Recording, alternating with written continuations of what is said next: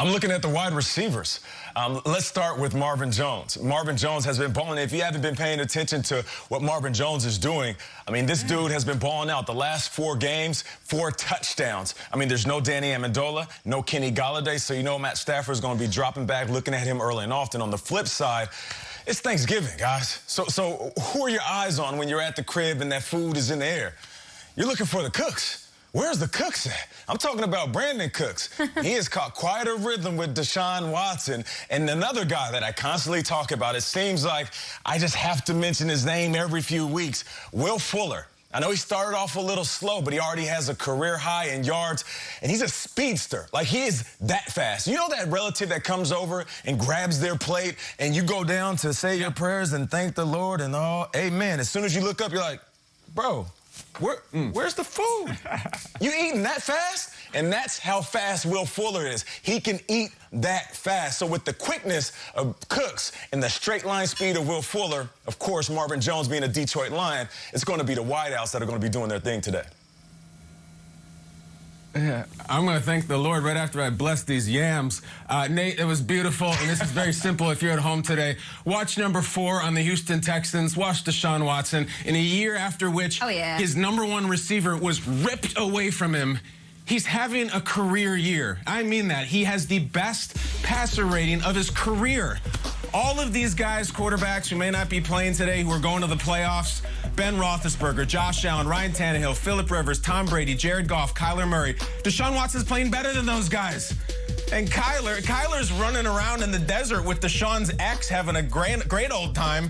Deshaun's outplaying him. It's awesome. He's putting on a one-man show. This is entertainment today, and I think Deshaun is joining the ranks of players who had fantastic, incredible, or even historic seasons with really rough years for their team. Let's look back on some of these. Christian McCaffrey last year, 1,000 and 1,000 on an instantly forgettable Panthers team. Didn't even win Offensive Player of the Year, but he was amazing. 2013, Josh Gordon. Didn't even play a full season, was the best player in the league on a 4-12 Rob Chudzinski team. Jared Allen, 2011, 22 sacks on a 3-13 Vikings team, almost broke the record. Wow. How about the late Cortez Kennedy, 1992? Seahawks were the worst team in football, 2-14. That man won Defensive Player of the Year on a 2-14 team. And then Deshaun Watson. Wow. Cool, calm, collected, killing it on a team that fires its head coach, take away a #1 receiver. If you're on the couch today and you don't have a stake in these games, these aren't your teams, you don't have fantasy players going, just watch number 4. Sit back, eat, drink, be merry, and watch Deshaun Watson. It is a one-man show. Yeah, and if it's a season for Watson, I feel like that might be a career for my guy.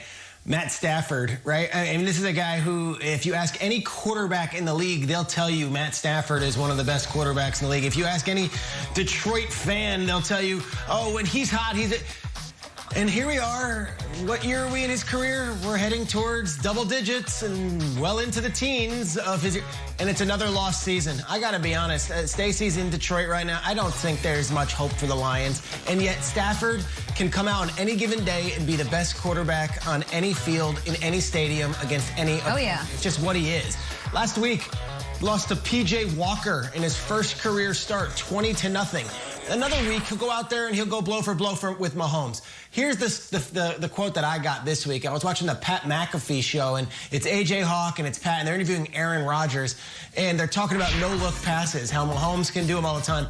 Rodgers says this on Stafford, out of nowhere, not unprompted. I will say this, a guy who probably doesn't get anywhere near the credit for doing bleep like that all the time. He wears number 9 and plays in Detroit. That dude, what he does to the ball is impressive. It's really, really impressive. That dude is throwing crazy no-lookers all the time, and he can throw them from any arm angle. I don't think he gets any of the credit. Maybe it's because he's in Detroit. Look, I don't know how many of these Thanksgivings we have with Stafford left. I don't know how many seasons we have with Stafford left. I don't know if we even care about Matt Stafford at this point. We've been down this road so many times before. I still get excited to see Matt Stafford throw a football, and I still think on any given day he could be the best player on a football field.